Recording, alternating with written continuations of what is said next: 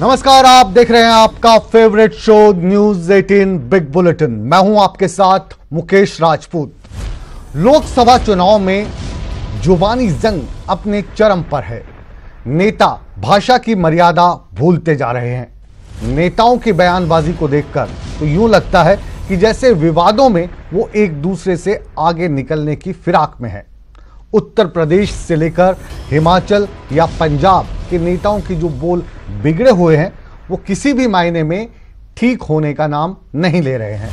हैरानी की बात तो यह है कि वोटरों को रिझाने के लिए सियासतदान ऐसी बयानबाजी कर रहे हैं जिसकी सोच इतनी नीचे जा चुकी है कि उसे अल्फाज में बयान करना भी मुश्किल लग रहा है। ये सोचकर भी शर्म आ रही है और ये जो बातें हमारे सियासतदान कहते हैं कई बार तो उन्हें दोहराना और टीवी पे दिखाना हम लोगों के लिए मुश्किल हो गया है। सीधे शब्दों में अगर कहें तो विरोधियों पर वार करने के चक्कर में नेता गाली गलोच पर उतर आए हैं। बिग बुलेटिन में आज हम इसी पर चर्चा करने जा रहे हैं कि राजनीति का ये सत्र आखिर कहां जा रहा है। चर्चा की शुरुआत करें उससे पहले हमारी एक खास रिपोर्ट देखिए और जानिए कि बिग बुलेटिन के बिग डिबेट में आज इस विषय को हमने चुना क्यों है।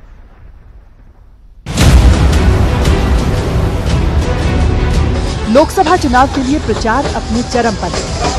नेता जुबानी बाण छोड़ रहे हैं और कुछ नेताओं की जुबान से जहरीले भाषण निकल रहे हैं। इस कड़ी में हिमाचल प्रदेश के बीजेपी अध्यक्ष सतपाल सत्ती ने सबको पीछे छोड़ दिया। कांग्रेस अध्यक्ष राहुल गांधी पर टिप्पणी करते हुए सतपाल सत्ती सारी मर्यादा लांघ गए।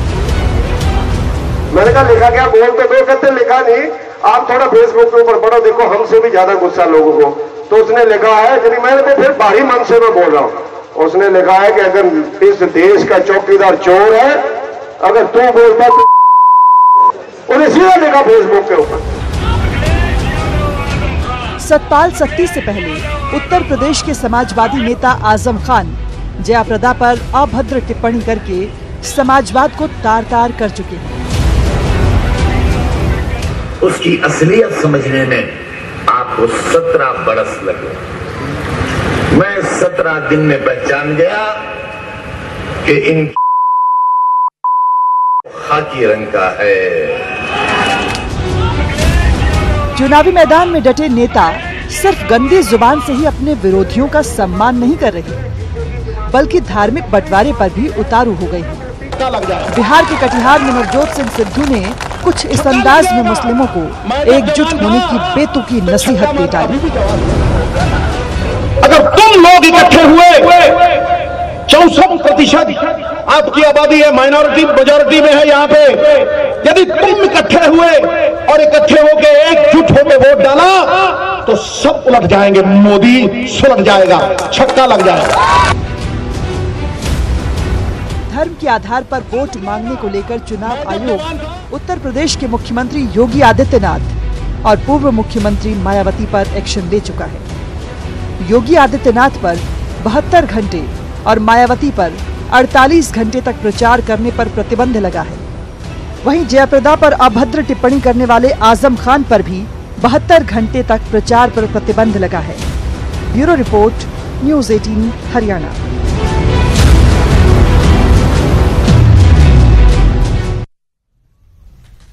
चुनाव में जाति पाति के आधार पर जमकर राजनीति हो रही है और ये कोई नई बात नहीं है। सियासतदान एक दूसरे पर जातिगत राजनीति करने का आरोप लगा रहे हैं तो पब्लिक ऐसी राजनीति से परहेज करने की नसीहत दे रही है।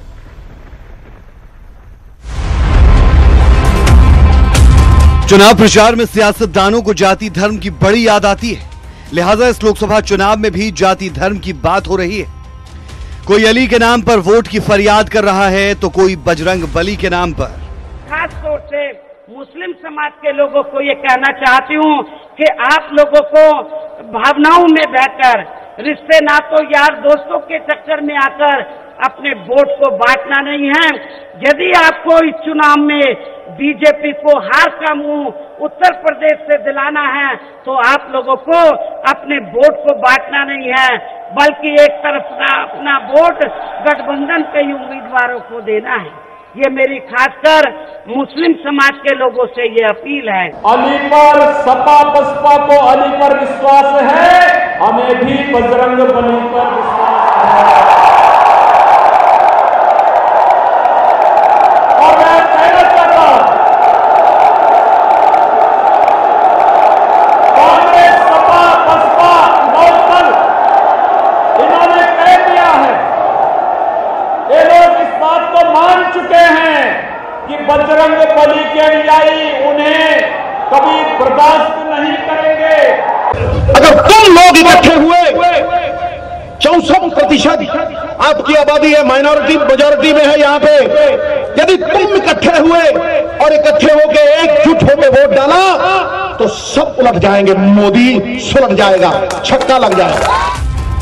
जब सियासतदानों से ऐसी सियासत पर सफाई मांगी जाती है तो आरोप एक दूसरे पर मढ़ दिए जाते हैं।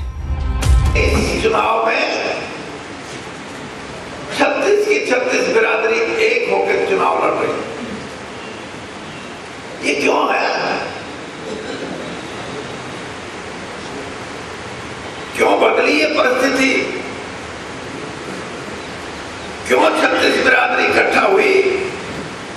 ना तो कोई इलेक्शन ऐसा नहीं होता जिसमें जात पात, धर्म, गोत्र, नात, यो फलाने जिले का, यो टिकड़े जिले का, सुधा माँ बाप का इतिहास खोल देते हैं लोग। जब उनको ये लगता है कि हम विचार के आधार पर नहीं, जाति के आधार पर हमारी पार्टियां चल रही हैं, और वो पार्टियां चाहे वो लालू की हो, चाहे वो माया की हो, चाहे वो ममता की हो, यानी उनकी पार्टियों का आधार देश नहीं, नीतियां नहीं, उनका आधार परिवार है या फिर कुछ ऐसे समीकरण है जिसके कारण वो जीवित रहना चाहते हैं। ये इस देश की एक विडंबना है। जात पात के मुद्दे राजनीति से दूर होने चाहिए, पर प्रॉब्लम ये है कि सभी पार्टियां जाति समीकरण देखने के बाद अपने कैंडिडेट खड़ा करते हैं। हालांकि आम लोगों का मानना है कि चुनाव में जाति के आधार पर बिल्कुल भी मतदान नहीं करना चाहिए। मुझे लगता है कास्टिज्म पे कोई राजनीति नहीं होनी चाहिए, क्योंकि जितने भी लोग हैं सब इक्वल है। मेरा ये मानना है कि चुनावों के वक्त हमें जात पात की राजनीति नहीं करनी चाहिए। चुनावों में वोट मांगने का आधार विकास होना चाहिए। जो राजनीतिक दल है, ये जैसे कास्ट या कोई भी मुस्लिम कुछ उसमें वोट मांग रहे हैं, ये अपनी राजनीतिक रोटियां सेक रहे हैं, चाहे बीजेपी है चाहे कांग्रेस है। ये तो खतरा ही लगता है मेरे को, जात पात के वोट मांगना ये तो एक मुद्दा नहीं है कि भाई जात पात पे वोट मांगे। रीजनल पार्टीज़ है और कुछ नेशनल, एक दो नेशनल पार्टीज़ भी हैं जो उसका मुद्दा बना रही हैं, जबकि ये आज के डेट में तो एक डेवलपमेंट, विकास का मुद्दा होना चाहिए और विकास पर ही चर्चा होनी चाहिए। तो फैसला जनता को करना है, वोटर्स को जागरूक होना होगा, वो नेताओं के बहकावे में ना आए और जाति के आधार पर वोट ना देकर योग्य उम्मीदवारों को ही चुने। Bureau report, news 18 Haryana. तो आज की ये जो डिबेट है बिग बुलेटिन में, ये किस मुद्दे पर होगी, ये दोनों रिपोर्ट देखकर आप समझ गए होंगे। आज की रिपोर्ट का हमारा विषय रहेगा नेताओं की बदजुबानी और जात पाती के नाम पर वोट मांगते राजनेता। आइए आपको आज जो हमारे इस पैनल में मौजूद हैं उन मेहमानों से आपका तारुफ करवाते हैं। रंजीता मेहता, आप कांग्रेस की प्रवक्ता हैं, बहुत बहुत स्वागत है आपका। नीलम चौधरी जी का ताल्लुक भारतीय जनता पार्टी से है, आपका भी बहुत बहुत स्वागत है। हमारे साथ सतबीर सैनी हैं, आप इनेलो के प्रवक्ता के तौर पर हमारे साथ जुड़े हैं। हमारे साथ दिग्विजय चौटाला हैं जो सिरसा से जुड़े हैं, आपका ताल्लुक जेजेपी से है। और हमारे साथ विनय शर्मा हैं, ये कांग्रेस के नेता हैं और अभी बड़े नेता बन के उभरे हैं, बहुत बहुत स्वागत है आपका। शुरुआत आप ही से करते हैं विनय शर्मा जी, आप एक दिन में ही काफ़ी बड़े नेता बन के उभर आए क्योंकि आपने कहा कि जो सतपाल सत्ती की जुबान काट के लाएगा, जो उसकी जीभ काट के लाएगा, उसको मैं 10 लाख रुपए का इनाम दूंगा। और आपका जो ये बयान है ये काफ़ी संजीदगी से लिया गया है, जीभ काटने के लिए नहीं, बल्कि चुनाव आयोग ने आप पर एफआईआर दर्ज करवा दी है। क्यों देते हैं ऐसे बयान? देखिए, मैंने कहा कि जो सतपाल सत्ती हैं, उन्होंने बयान दिया है, उन्होंने सोनिया गांधी जी को गाली निकाली, उन्होंने राहुल गांधी जी को गाली निकाली।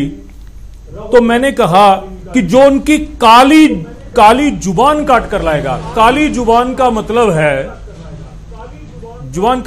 है कि जिसमें गंद भरा हो।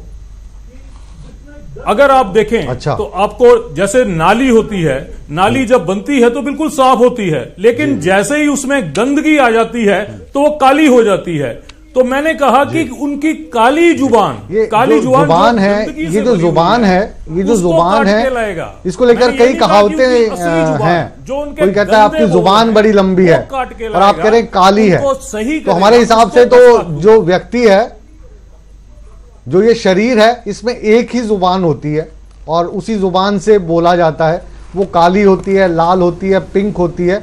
ये फैसला आप शायद वक्त के हिसाब से कर रहे हैं, क्योंकि आपके ऊपर एफआईआर दर्ज हो चुकी है। तो एफआईआर का जो दर्द और जो दुख या उसका जो भय है, उसके चलते अब आप अपने शब्दों को तोड़ मरोड़ के पेश करके एफआईआर के उससे, केस के उससे निकल जाना चाहते हैं। अगर दम है तो फिर ठोक बजा के जैसे कह रहे थे, आज क्यों नहीं कहते? मैंने तो एक सिंबॉलिक बात की। जैसे हम कहते हैं कि काला दिल, वैसे ही काली जुबान। जैसे कहा जाता है कि उसकी नाक कट गई का मतलब है कि उसकी बेइज्जती होगी। उसी तरह से सिंबॉलिक तौर पर मैंने कहा कि उनकी काली जुबान काट कर लाए। अच्छा, वो जो 10 लाख रुपए आपने रखे हैं, वो कौन से बैंक अकाउंट से आप देते? अगर उनकी कोई वो काली जुबान काट के ले आता तो वो कहां से आता इतना पैसा आपके पास? 10 लाख रुपया पूरा हिमाचल जो है वो 1 करोड़ इकट्ठा करके दे देगा, अगर सत्ती जी अपनी जुबान ठीक कर लें। अच्छा जी, क्योंकि हम तो हिमाचल में पहली बार ऐसा सुना है कि किसी ने उसकी जो बोली है मां की गाली ऊंची हो गई है। आप देखिए, मां की गाली जो है उन्होंने राहुल गांधी को दी। राहुल गांधी जी कोई छोटे इंसान नहीं है, सतपाल सत्ती जी छोटे इंसान नहीं है। राहुल को गाली देने का मतलब है उनकी माताजी को गाली दी है। उनकी माताजी जो कि यूपीए की चेयरपर्सन रह चुकी हैं, उनको गाली देना कहां से जस्टिफिकेशन? गांधी जी को मानते होंगे आप, कांग्रेसी हैं। गांधी जी को मानते होंगे आप, कांग्रेसी हैं। तो गांधी जी कहा करते थे, अगर आंख के बदले आंख लाई जाएगी तो ये पूरी दुनिया अंधी हो जाएगी। तो गांधी जी के विचारों को भूल गई है कांग्रेस? ऐसा नहीं है। हमने तो इसको सिंबॉलिक तौर पर कहा। तभी मैंने कहा कि काली जुबान काटिए। काली जुबान मतलब जिसमें गंदगी भरी हुई है, जो बिगड़े बोल निकालती है, उसको ठीक करिए। हमारे हिमाचल में ऐसी संस्कृति नहीं है जहां गंदी जुबान बोली जाए, जहां गलत शब्द बोले जाए। हिमाचल शांत प्रदेश है। खबर यह है कि आपके ऊपर जो आपने उनके खिलाफ बयान दिया और सतपाल सत्ती जिन्होंने अपशब्दों का प्रयोग किया उनके ऊपर, यानी आप दोनों के ऊपर, अब आप दोनों बराबर हो गए हैं। कोई भी इंसान इस बात गाली गलौज के मामले में दोनों बराबर हो गए हैं और दोनों के ऊपर एफआईआर दर्ज हो गई है। अब वकील हैं आप, केस तो लड़ ही लेंगे और उनका भी केस लड़ने के लिए कोई आ ही जाएगा। हिमाचल प्रदेश भाजपा के अध्यक्ष हैं, दिग्विजय सिंह चौटाला के पास चल रहे हैं, सिरसा से मौजूद हैं।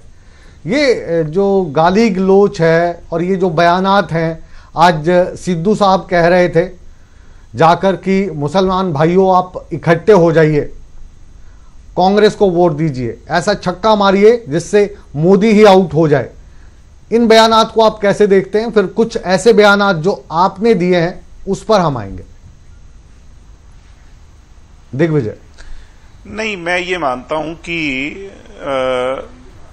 इलेक्शन कमीशन को सख्त होना चाहिए और सिंबॉलिक तौर पर सख्त नहीं होना चाहिए। यानी 72 घंटे का जो है ना रोकथाम लगा करके उससे कोई फर्क नहीं पड़ेगा इन कैंडिडेट्स को। बल्कि ये लोग तो वैसे भी नेशनल पार्टीज के लोग कोई संघर्ष की राजनीति से थोड़ी उभरे हैं। ये तो चाहते हैं 72 घंटे का रेस्ट इनको मिल जाए। ये तो उनको तो इनको तो मुफ्त के वोट मिलते हैं और रीजनल पार्टीज जो हैं वो असली मायने में संघर्ष करती हैं। मैं कहता हूं कि इतने कड़े कानून हमारे यहां पर होने चाहिए कि धर्म के नाम पर, जाति के नाम पर और इस तरह से गाली गलौज कर करके जो लोग पॉलिटिक्स का हिस्सा बने हुए हैं, इनको टोटल बैन होना चाहिए। उस पूरे इलेक्शन पर इन पर बैन लगना चाहिए, मैं ये मानता हूं। जी, कल भी जो परिचर्चा थी उसमें ये अंश था हमारा, और अब इनेलो के जो प्रवक्ता हैं उनके पास हम आ रहे हैं। सतबीर सैनी, कल जो परिचर्चा हो रही थी उसमें भी हमने बताया कि अब तो जो रिश्ते हैं वो रिश्ते नाते भी बीच में आ रहे हैं। दिग्विजय उधर बैठे हैं, आप क्योंकि इनेलो के प्रवक्ता हैं तो अभय चौटाला का पक्ष रखेंगे। अभय चौटाला का बयान आया था, इन्हें चप्पल का वो चुनाव चिन्ह मिला है, तो कह रहे जिनको चप्पल का चुनाव चिन्ह मिला है अगर वो वोट मांगने आए तो उनको चप्पल ही मारिए आप। ये कैसा बयान था? देखिए, बात जिस कंटेक्स्ट में चल रही है, जिस प्रकार की चर्चा है, कल भी आई थी और आज भी इसी तरह की बातचीत चल रही है, तो चप्पल मारने वाला कोई बात नहीं है। चप्पल मारने का भाव फिर वही आ जाता है कि कोई भी पार्टी, हर कोई पार्टी अपना पक्ष रखती है और दूसरी पार्टी के बारे में बताती है। उसका कोई भी वो चुनाव के दौरान में कोई बात आती है तो उनको वोट ना दीजिए, भाव यही होता है कि उनको वोट ना दीजिए तो चप्पल अपने आप लगी। अगर किसी को आउट करना है, अगर किसी को आउट करना है इस तरह से, और ये आप लोगों के जो भाव हैं और जब मीडिया इनको दिखाता है तो ये जो आप भाव बदलते हैं ना गिरगिट की तरह, ये भाव हमारी समझ में नहीं आते। अभी हम शिमला बात कर रहे थे तो सतबीर सैनी का जो बयान है उससे मिलता जुलता ही बयान विनय शर्मा दे रहे थे, जो कल जुबान काट के लाने की बात कर रहे थे, आज कह रहे हैं कि काली जुबान की बात कर रहा था। वैसे ही आप जो भाव बता रहे हैं उसका असली चप्पल से कोई संबंध नहीं, आप ये कह रहे हैं। नहीं, मैं देखिए अब क्लियर, ये बहुत सारे ऐसी बात हैं जो हमारी आम बोलचाल की जो भाषा है उसमें कई सारे मुहावरों का, लोकोक्तियों का, कहावतों का बीच में समावेश होता है। और ये खास तौर से चप्पल ऐसे कहने से कोई चप्पल नहीं मारता, किसी को कोई चप्पल नहीं मारता। इसका जवाब आपने इस तरीके से दिया था कि भगवान उनको सद्बुद्धि दे, और वो जो सद्बुद्धि वाला जो बयान था उसको भी तंज के तौर पे लिया जा रहा था कि एक भतीजा जो बेटे के समान होता है वो अपने चाचा को सद्बुद्धि का ज्ञान दे तो वो सद्बुद्धि का ज्ञान नहीं बल्कि उनकी अपमान की श्रेणी में आता है। नहीं, मैंने परमपिता परमात्मा से प्रार्थना की कि जो मारने की पीटने की, गोली चलाने की बात करते हैं उनको परमात्मा सद्बुद्धि दे। इसमें मैंने कुछ गलत नहीं कहा। तो ये जो बयान था ये इस तरीके से देखा जा रहा था कि जो सारा ज्ञान है वो आपको हासिल हो गया और अपने बुजुर्गों को ज्ञान देने की कोशिश कर रहे हैं। अगर मैं कोई बात कह रहा हूं और मुझे ये लगता है, मुझे ये महसूस हो रहा है कि वो बात हमारे लिए ठीक नहीं कही गई है, और मैं तो सिर्फ परमपिता परमात्मा से ये चाह रहा हूं कि ऐसे व्यक्ति को जो इस तरह की बात कहे उसे परमात्मा सद्बुद्धि दे, उन्हें ज्ञान दे। राजनीति की मोरल और एथिकल वैल्यूज होनी चाहिए, उससे ज्यादा हमें नहीं करना चाहिए। और मैं एक बात और जोड़ना चाहता हूं कि राजनीति हो या कोई भी किसी भी तरह का कोई प्रतिद्वंदी हो, दुश्मनी इतनी ही पालनी चाहिए कि जीवन में जब दोबारा एक दूसरे को कभी फेस करना पड़े, कभी आंखों में आंखें मिला करके देखना पड़े, तो फिर शर्मिंदगी ना हो। जी बिल्कुल, एक शेर है इसी मसले पर कि दुश्मनी करो तो जम के करो, दुश्मनी करो तो जम के करो, ख्याल मगर इतना रहे फिर कभी दोस्त बन जाएं तो शर्मिंदा ना हो। ये जो शेर मैंने कहा जिसका भाव दिग्विजय से मुझे मिल रहा था, ये शेर काफ़ी बार जो आपके नवजोत सिंह सिद्धू हैं, रंजीता जी, आपके इसलिए कह रहा हूँ क्योंकि पहले वो भाजपा में थे, आजकल कांग्रेस में थे, जो शेर पहले वो मोदी जी को खुश करने के लिए पढ़ते थे, आज जो वही शायरी वो जा जाकर सोनिया गांधी को सुनाते हैं, मनमोहन सिंह को सुनाते हैं। जो पहले कहते थे मनमोहन सिंह को कि सरदार तो है पर असरदार नहीं है, आज कहते हैं सरदार भी है असरदार भी है। वो पूरी की पूरी शायरी हमने आधे घंटे का पूरा प्रोग्राम बना के चलाया था। ये नवजोत सिंह सिद्धू कैसे गिरगिट की तरह रंग बदल देते हैं, अचंभा नहीं होता आपको? देखिए, ऐसे अचंभे तो उनको भी होने चाहिए जो पहले कांग्रेस में थे अब भाजपा में चले गए हैं, वो भी जाकर इस तरीके की टिप्पणी करते हैं। ये सियासत है और सियासत में ऐसे से चलती रहती है। मेरा मानना ये है कि जो पुरानी कहावतों में कहा जाता था कि बानी ऐसी बोलिए मन का आपा खोए और उनको शीतल करे और आप भी शीतल हुए। पर जब भी चुनाव आते हैं जुबानी जो है वो बदजुबानी में बदल जाती है और उस पर रोक लगाने का काम ना तो इलेक्शन कमीशन करता है, क्योंकि मुझे लगता है कि इलेक्शन कमीशन अब तक टूथलेस है। जब भी सुप्रीम कोर्ट से फटकार लगती है उसके बाद डिसीजन लिए जाते हैं, किसी को 72 घंटे के लिए, किसी को 48 घंटे के लिए बाहर कर दिया जाता है। पर जो भी कार्रवाइयां होती हैं ये चुनाव तक ही रहती हैं। मुझे आप बता दीजिए कोई भी ऐसा इलेक्शन हुआ है जिसके अंदर कोड ऑफ कंडक्ट की उल्लंघना करने पर कोई भी केस दर्ज हुआ हो और बाद में जब इलेक्शन खत्म हो गए हो उनके ऊपर कार्रवाई हो? सब चीजें जो है ठंडे बस्ते में चली जाती है, इसलिए लोग इसको फॉर ग्रांटेड लेते हैं।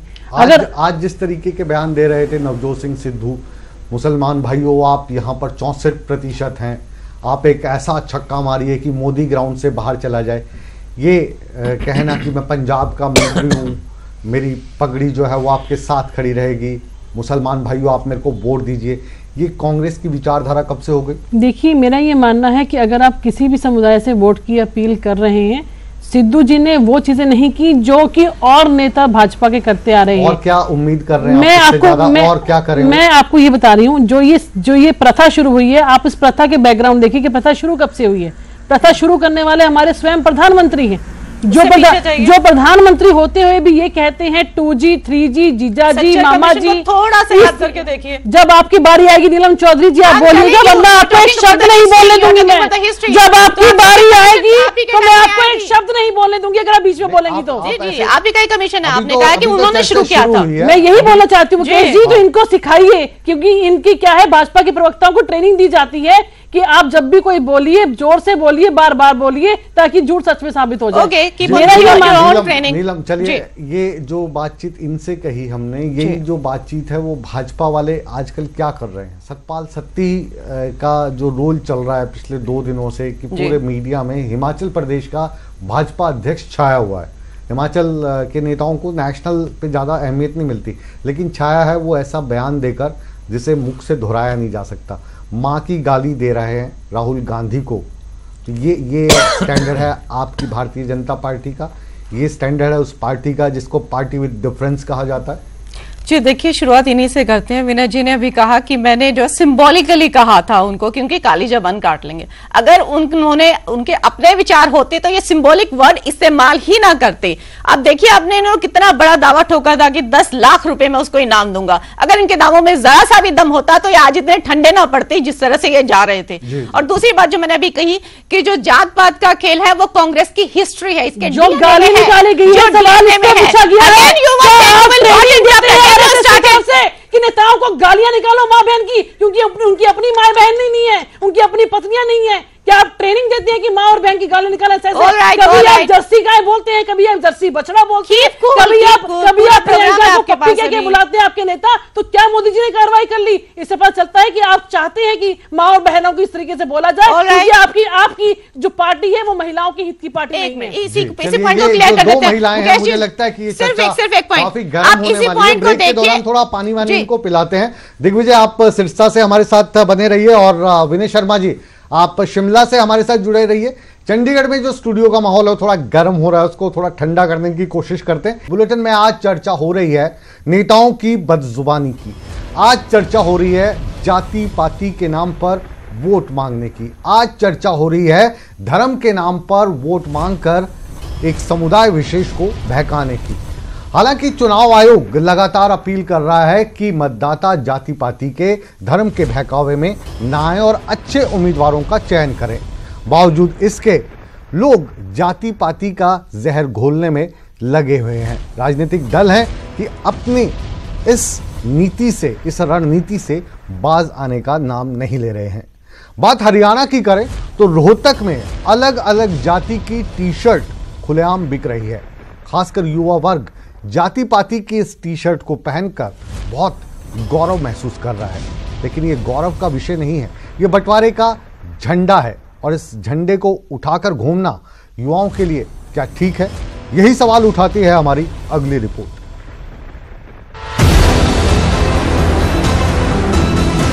देश में लोकतंत्र का महापर्व चल रहा है, लेकिन दुर्भाग्य यह है कि चुनाव पर जात पात का रंग चढ़ता जा रहा है।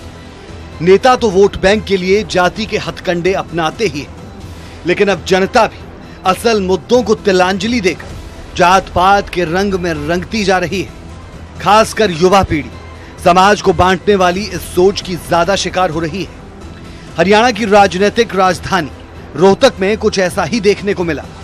यहां लोग जाट, ब्राह्मण, राजपूत और अन्य जातियों के नाम लिखी हुई टी शर्ट्स के दीवाने हुए जा रहे हैं। हैरानी इस बात की, जिस युवा वर्ग पर जात पात को खत्म करने का, इंसानियत का झंडा बुलंद करने की जिम्मेदारी है, वही जात पात के शिकंजे में फंसते जा रहे हैं। खरीदिया सेव मांग चाह मांगे खरीदिया। क्या लिखा इस पे? ब्राह्मण है, बामणाई वाला खा रहे। बढ़िया बात है। कैसी फीलिंग आ रही है? कितनी मस्त। नहीं कोई नहीं। ये टी शर्ट अलग अलग जाति की कहाँ से लेके आए आप? दिल्ली से मंगवा। यहाँ देने भी आ जाते हैं कभी कभी, वैसे दिल्ली से ले आते हैं। डिमांड है इनकी? इतनी खास नहीं है। कोई जैसे आप कोई शौकीन बच्चा आ गया, जैसे वो पंडित है तो ब्राह्मण वाली ले ली, कोई जाट वाला है तो जाट वाली, जाट है तो जाट वाली ले ली। ये अपने अपने शौक की बात है। जिस बाजार में कभी कपड़े बिका करते थे, वहां आज जहरीली सोच बेची जा रही है। जिस चुनाव में बेरोजगारी और गरीबी सबसे बड़ा मुद्दा, वहां असल मुद्दों से ध्यान भटकाकर धर्म और जाति से जुड़े बेमतलब के मुद्दे खड़े किए जा रहे हैं और जनता निर्णायक वक्त में इन्हीं में उलझ कर रह जाती है। समाज के अलग अलग तबकों के लोग इनको पहनकर खुद गर्वित महसूस करते हैं, इसलिए इस तरह की ये चीजें मार्केट में आती हैं। और आप देख सकते हैं कि रोहतक में आजकल इनका चलन बहुत ज्यादा बढ़ गया है, जो समाज के लिए एक खतरनाक संकेत है। कैमरामैन संजय दांगी के साथ धीरेन्द्र कुमार, न्यूज 18 हरियाणा, रोहतक। तो ये धीरेन्द्र चौधरी की रिपोर्ट देख रहे थे हरियाणा के दिल रोहतक से। अब वापस हमारे पैनलिस्ट का रुख करते हैं और सीधा चलते हैं सिरसा। दिग्विजय चौटाला, इस ब्रेक में जाने से पहले आप कुछ इशारा कर रहे थे, कुछ कहना चाह रहे थे। इससे पहले कि आप कुछ कहें, हम आपसे पूछना चाहते हैं, आप जब पिछली बार चक्रव्यूह में हमारे साथ आए थे तो कांग्रेस को पानी पी पी कर कोस रहे थे, कह रहे थे जी कांग्रेस के तो हम घर नहीं जाते, कांग्रेस के घर में तो हम चाय नहीं पीते, कांग्रेसियों के साथ तो हम अपनी जो रिश्तेदारी है उसको नहीं निभाते। लेकिन अब आपका जो पॉलिटिकल समीकरण है वो उस पार्टी से होने जा रहा है जो बार बार कांग्रेस के साथ गठजोड़ करने की बात कर रहा है। आपकी बात कर रहा हूं, आपका आपके साथ गठजोड़ हो चुका है। 7 सीटों पर आप, 3 पर वो लड़ रहे हैं। अब अगर वो 3 सीटें वो जीत जाते हैं और फिर जाके कांग्रेस को सपोर्ट कर देते हैं तो फिर आपकी क्या रणनीति रहेगी? नहीं, मुझे ये पूरा विश्वास है कि कांग्रेस पार्टी और भारतीय जनता पार्टी, इन दोनों में से ही कोई पार्टी केंद्र में अपने दम पे सरकार नहीं बनाएगी और सभी जो रीजनल फोर्सेस हैं इस बार बहुत मजबूत होकर के उभरेंगी। और जिनको ये दबाना चाहते थे, जिनकी हस्तियों को ये मिटाना चाहते थे, गरीब किसान मजदूर की ताकत को साथ लेकर के ये रीजनल फोर्सेस इस बार बहुत बड़ी ताकत बन करके उभरेंगी। और जैसा 1977 में हुआ, 1989 में हुआ, वो दौर 2019 के अंदर फिर लौट करके आएगा, मैं ऐसा मानता हूं। और मैं पॉजिटिव सोचने वाला व्यक्ति हूं, इफ दैट बट पर मैं नहीं जाऊंगा। कह तो रहे हैं, लेकिन बहुत बड़ा सपना सा लग रहा है और ये प्रैक्टिकली होता दिखाई नहीं दे रहा है, क्योंकि ऐसा लग रहा है कि भाजपा की सरकार अगर नहीं बनती है तो कांग्रेस और जो उसके एलाइज हैं वो मिलकर सरकार बनाएंगे। लेकिन आप तो तीसरी बात कर रहे हैं जो हजम करना बहुत मुश्किल है। कर्नाटक के अंदर जो हुआ, कुछ वैसा ही सिनेरियो भविष्य में हो सकता है जब ये बड़ी पार्टियां मजबूर हो जाएंगी और गिड़गिड़ा करके बाहरी समर्थन देंगी और कोई रीजनल पार्टी की सरकार केंद्र में बनेगी। ये कोई बहुत बड़ा सपना या कोई रॉकेट साइंस नहीं है। मैं इसको 2019 में होता हुआ देख रहा हूं। ये अलग बात है कि आपका नजरिया अलग हो सकता है। जी चलिए, अभी जो 23 मई आएगी उस दिन फिर इस सवाल का जवाब आपसे दोबारा लेंगे। और जाहिर है कि टीवी की स्क्रीन पर बैठना और उस पर पार्टी के हिसाब से बयान देना आपका बनता है। तो चलिए, इसमें हम कोई टीका टिप्पणी नहीं करेंगे। हम अब जा रहे हैं आईएनएलडी के पास। आईएनएलडी हमेशा से श्रोमणी अकाली दल का समर्थन करती रही है। भाजपा के साथ पहले थे आप, लेकिन अब भाजपा के साथ आपका गठबंधन नहीं हो रहा है। भाजपा को अब अकाली दल वाले सपोर्ट कर रहे हैं। कैसा लगता है ये बदलते रिश्ते नातों का राजनीतिक खेल? देखो, राजनीति में हर तरह की संभावनाएं होती हैं। हर जब भी कोई जनरल इलेक्शन आता है, कोई कहीं अपनी संभावनाएं देखता है, कोई पार्टी किसी के साथ देखती है। और आज 2019 का जो जनरल इलेक्शन है, इंडियन नेशनल लोकदल अपने आप चुनाव मैदान में जा रही है और जो रणनीति हमारी पार्टी की है वो यही देख रही है कि आने वाले समय में भाजपा की जो जिस प्रकार से इनके क्लेम थे, जिस प्रकार विकास के मुद्दों पे चुनाव लड़ने की बात करती रही भाजपा, जो इनकी परफॉर्मेंस रही है पिछले 5 साल में वो बहुत खोखली तरह की रही है और उसका रिजल्ट अब आएगा। और साथ ही साथ कांग्रेस की और कांग्रेस के जितनी भी अलाइज हैं उनकी भी जो पोजीशन है वो भी कोई बेहतर नहीं है। तो ऐसे में सतबीर जी, सैनी साहब, रिजल्ट तो अभी जो चुनाव हुआ था ना जींद में, तो उसमें देखो ये आपके पार्टी से ही निकले हुए बैठे हैं, चौधरी देवीलाल के पोते स्क्रीन पर आपको दिखाई दे रहे हैं। जी हाँ, जी हाँ, ये दूसरे नंबर पे आगे थे। बिल्कुल। आप कौन से नंबर पे आके अटके थे? वो जो पोजीशन थी नंबर पे आके मैं बता दूं कितने % वोट आए, कितने हजार आए, कितना अगर मुकेश जी गिर गया, तो अब आप किस तरीके से दावा कर रहे हैं? पार्टी पहले बिखर गई, अब रिश्ते नाते बिखर गए, तो सर्वाइवल के लिए क्या कुछ भी करेंगे? देखिए मुकेश जी, आपका ये अपनी पुराना जो बाय इलेक्शन की जो बात है ना, बाय इलेक्शन की जो विवेचना बहुत अलग अलग तरह से हो चुकी है। मैं उस पर नहीं जाना चाहता। उसके जो कारण थे, उसकी जो बात थी, उसमें जो जात पात का जहर घोला गया था, उसमें जिस प्रकार से चुनाव लड़ा गया था, जितने भी उसमें उम्मीदवार थे वो कहीं ना कहीं आप ही की पार्टी से निकल के आए थे। आप उनको संभाल नहीं पाए, पता नहीं क्यों नहीं संभाल पाए। किनको? जबकि वैसे तो आप बहुत संभाल के रखने के लिए जाने जाते हो। किनको संभाल नहीं पाए? ये जो भारतीय जनता पार्टी से जीते, ये कहाँ से आए थे? ये नहीं, हमारी इनके पार्टी से, हमारी पार्टी से गए, ठीक है, ये होता है। देखिए मेरे बाय इलेक्शन में और जब सरकार जो पोजीशन में होती है, जो पावर में होती है, बहुत सारी तरह की चीजें होती हैं, बहुत सारे जो पिछले 3-3.5 साल में जो काम नहीं हुआ और 6 महीने इलेक्शन बाय इलेक्शन लेट हुआ। लेकिन एक जो पावर पहले हुआ करती थी चौधरी देवीलाल की, ओम प्रकाश चौटाला की, अभय चौटाला अगर इशारा कर दें, कुछ कहे ना, तो वो जो प्यार था या जो वो भय था वो अब कम हो गया क्या? नहीं, भय की जरूरत है ना और कुछ बात है। देखो, जनता आज बहुत जागरूक है। अब बाय इलेक्शन की परिस्थितियां डिफरेंट थी, उसको तो इसके साथ नहीं जोड़ सकते, लेकिन जनरल इलेक्शन में जो रिजल्ट होगा वो अपने आप में अनोखा होगा। विनय जी, क्या आपने सोचा था कि रातों रात इतना नाम हो जाएगा? बदनाम हुए तो क्या हुआ, नाम नहीं होगा कि एक बार कहूंगा सतपाल सत्ती की जुबान काट के ले आओ, 10 लाख रुपए का इनाम दूंगा और एक दिन फिर आके बिग बुलेटिन में बैठूंगा? क्या कभी आपने सोचा था ऐसा होगा, ऐसा दिन आएगा? मुकेश जी, बात ये नहीं है। बात सिंपल सी है कि कोई आपकी मां बहन को गाली देता है तो आप उस पे कैसे रिएक्ट करेंगे? सतपाल सत्ती जी ने जब इतने बड़े नेता होकर इतने बड़े नेता पर इतनी गंदी गाली पब्लिक में निकाली, वो भी महिलाओं के सामने, आपको अगर आपने वीडियो देखा होगा, आपने देखा होगा कि वहां कितनी ज्यादा तादाद में महिलाएं सबसे आगे बैठी हुई थी और उन महिलाओं के सामने सत्ती जी मां की गाली जो है वो किसी और को नहीं, राहुल गांधी जी को दे रहे थे और एक तरह से सोनिया गांधी जी को कह रहे थे।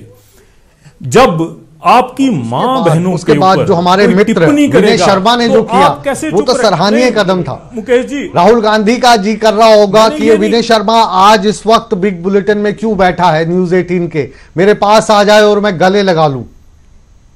आज कितने खुश हो रहे होंगे राहुल गांधी, कितने खुश होंगी सोनिया गांधी जब उनको पता लगेगा कि मेरे बेटे को जिसने गाली दी उसके ऊपर 10 लाख का इनाम घोषित कर दिया विनय शर्मा ने। कहां है विनय शर्मा? अरे शिमला में बैठा, शिमला में नहीं 10 जनपथ में होना चाहिए। कितनी खुश हो रहे होंगे ना आपके आला कमान आज। मुकेश जी, ये बात नहीं है, मैं ही नहीं, एक विनय शर्मा नहीं है, करोड़ों विनय शर्मा जो है इस बात से उद्दोलित हुए हैं, क्योंकि कोई भी जो जागरूक इंसान है वो अपनी मां बहन के लिए ऐसी गाली नहीं सुन सकता। आपको भी अगर ऐसी गाली दे दी जाती तो आप भी जो मां बहन की गाली दी ये नीलम चौधरी से जानते हैं। नीलम चौधरी जी अभी रंजीता आपको कह रही थी कि भाजपा के जो नेता है उनको ट्रेनिंग दी जाती है कि लोगों को डिस्टर्ब करो, मां बहन की गालियां निकालो। लेकिन हमारे संज्ञान में तो ये था कि जो संघ परिवार है, भाजपा है, बहुत ही डिसिप्लिन पार्टी है और अच्छी अच्छी बातें सुनाते हैं, देश प्रेम की बातें सुनाते हैं, क्या वाकई गाली देने की ट्रेनिंग दी जाती है? वो भी अध्यक्ष, जो कहे मैंने सोशल मीडिया पे पढ़ा, बड़ा मन मेरा भारी हो रहा है, लेकिन कैसे बताऊं, और उसके बाद बताते हैं, फिर माँ की गाली देते हैं। ये प्रदेश अध्यक्ष का स्तर है, ये भाजपा का स्तर है आपका? जी देखिए, अगर इस देश में कोई सेक्रेट है तो सिर्फ राहुल गांधी है, और इसी राहुल गांधी ने आरएसएस के बारे में जो ऑर्गेनाइजेशन में पार्टिसिपेट करती है उनके लिए कहा गया था कि क्या आरएसएस में औरतें खाकी निक्कर पहनती है? आपने कभी देखी है? ये लेवल उस राहुल गांधी का है जिसकी ये प्रोटेक्शन कर रहे हैं, किसी और की मां बहन नहीं होती। अगर किसी की रिस्पेक्ट है तो सिर्फ राहुल गांधी की है। अब देखिए, अब सोनिया गांधी ने नरेंद्र मोदी जी को मौत का सौदागर कहा था। राहुल गांधी बात सतपाल सत्ती की हो रही है, भी है उनके, अगर आपने मैंने कहा ना, अगर उनके अपने कमेंट होते तो आज विनय शर्मा बड़े एक बोल्ड होकर कहते और इलेक्शन कमीशन उनका ऑब्जेक्शन कर चुका होता।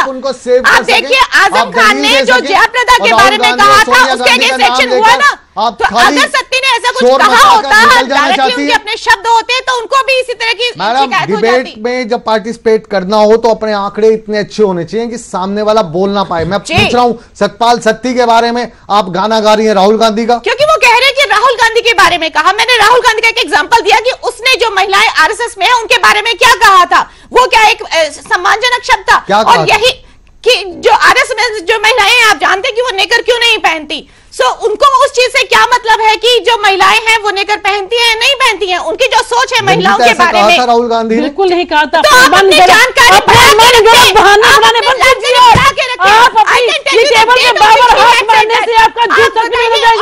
आरएसएस वालों को महिलाओं के प्रति अरे आपके नेशनल आपके मंत्री हैं जो इस तरीके से बदजुबानी करते हैं। कभी भी कांग्रेस के किसी नेता ने महिलाओं को लेकर बदजुबानी नहीं की है। ये एंडलेस डिबेट है। अगर आपको जोर जोर से बार बार से बोलने की ट्रेनिंग दी जाती है, जात पात का जहर कैसे बोलना है, आपने राजनीतिक ट्रेनिंग दी है ताकि हरियाणा जले, एक दूसरे पे भारी लगे रहिए।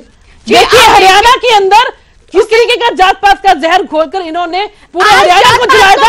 आज राजकुमार सैनी को जिस तरीके से इन्होंने खलास करके बुलवाया था, पूरा हरियाणा जला, पर इन्होंने उसको जेड सिक्योरिटी दी और उसके खिलाफ कोई भी कार्रवाई नहीं की। दर्शकों को कुछ समझ में नहीं आया। आप फिर आप 10 बजे के बाद जब डिबेट खत्म हो जाए, इनके खुद के मंत्री कहते हैं कि जो जीन्स पहनने वाली महिला है दिग्विजय के पास आते हैं। दिग्विजय जा रही है तो उसके खिलाफ क्या कार्रवाई कर दी? दिग्विजय के पास चलते हैं। सिरसा, आपने देखा कि जो नारी है आज काफी जोश में है। हम ये जानना चाहते हैं कि जो आपके चुनाव हैं, ये चुनावी मुद्दे क्या हैं आजकल? ये मुद्दे समझ में नहीं आते हैं। एक नारा देते हैं प्रधानमंत्री नरेंद्र मोदी साहब, मैं चौकीदार। कांग्रेस वाले नारा देते हैं चौकीदार चोर है। ये मुद्दे हैं आपके। आपके मुद्दों में शिक्षा नहीं होती, आपके मुद्दों में स्वास्थ्य नहीं होता, आपके मुद्दों में खेल नहीं होता, आपके मुद्दों में गांव की समस्याएं नहीं होती। ये मुद्दे रह गए हैं। कभी कोई 15 लाख ला देगा खाते में, कोई 72,000 जमा करा देगा और बाद में लॉलीपॉप थमा देगा। आपके पास कोई नया मुद्दा, नई पार्टी आपकी आई है, चांस आपका ये आखिरी है इस डिबेट में पार्टिसिपेशन का। दिग्विजय। नहीं मुकेश जी, आज सबसे बड़ा मुद्दा तो किसान की स्वामीनाथन रिपोर्ट को लागू करने का है। एनपीएस की स्कीम का कर्मचारी के लिए है, नौजवान का रोजगार के लिए है। इसी हिसाब से जो बुजुर्ग हैं उनको सही समय पर पेंशन नहीं मिल रही, उनकी पेंशन का मामला है। और गरीब आदमी के गुलाबी कार्ड, पीले कार्ड की समस्या के निदान का है। आज इंस्पेक्टरी राज का है जिसके खिलाफ आवाज बुलंद करनी है। और अच्छी एजुकेशन और उसके साथ साथ जो है अच्छी हेल्थ सर्विसेज मिले। कि 3 चीजें बहुत जरूरी हैं। एक तो एजुकेशन, एक दवाई आदमी को जो है मेडिकल एड जो है वो अच्छा मिलना चाहिए। और तीसरी जो है उसकी सुरक्षा का भाव। ये सुरक्षा का भाव भी बहुत इंपॉर्टेंट है। चलिए वापस आपके पास से लौटेंगे। एक बार जो दर्शक अभी अभी हमारे साथ जुड़े हैं, जो आज जो ये जुबानी जंग हो रही है और नेताओं के जो बड़बोले बयान हैं, जो जहर उगल रहे हैं, वो हम अपने दर्शकों को एक बार दिखाना चाहेंगे।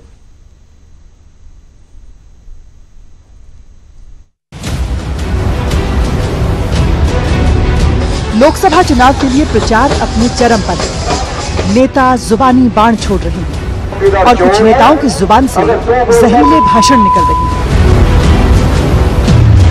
इस कड़ी में हिमाचल प्रदेश के बीजेपी अध्यक्ष सतपाल सत्ती ने सबको पीछे छोड़ दिया। कांग्रेस अध्यक्ष राहुल गांधी पर टिप्पणी करते हुए सतपाल सत्ती सारी मर्यादा लांघ गए। मैंने कहा लिखा क्या, बोल तो दो, कहते लिखा नहीं, आप थोड़ा फेसबुक के ऊपर पढ़ो, देखो हमसे भी ज्यादा गुस्सा लोगों को। तो उसने लिखा है, यानी मैं तो फिर बाहरी मन से मैं बोल रहा हूं, उसने लिखा है कि अगर इस देश का चौकीदार चोर है, अगर तू बोलता तो उन्हें सीधा लिखा फेसबुक के ऊपर। सतपाल सत्ती से पहले उत्तर प्रदेश के समाजवादी नेता आजम खान जयाप्रदा पर अभद्र टिप्पणी करके समाजवाद को तार-तार कर चुके हैं।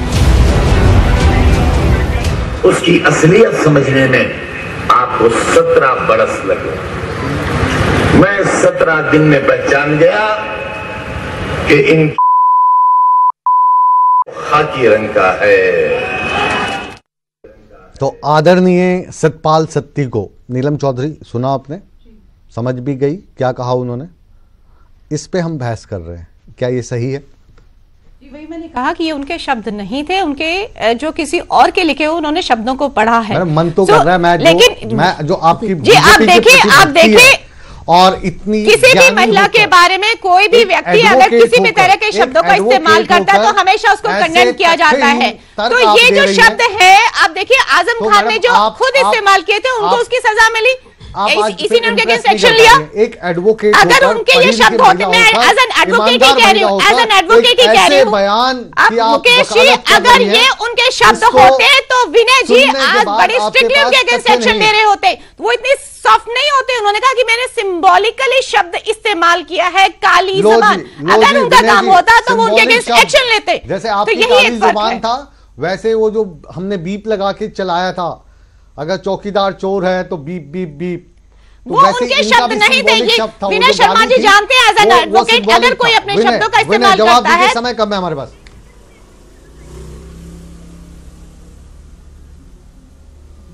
आप जानते हैं आजम खान के अगेंस्ट एक्शन क्यों हुआ?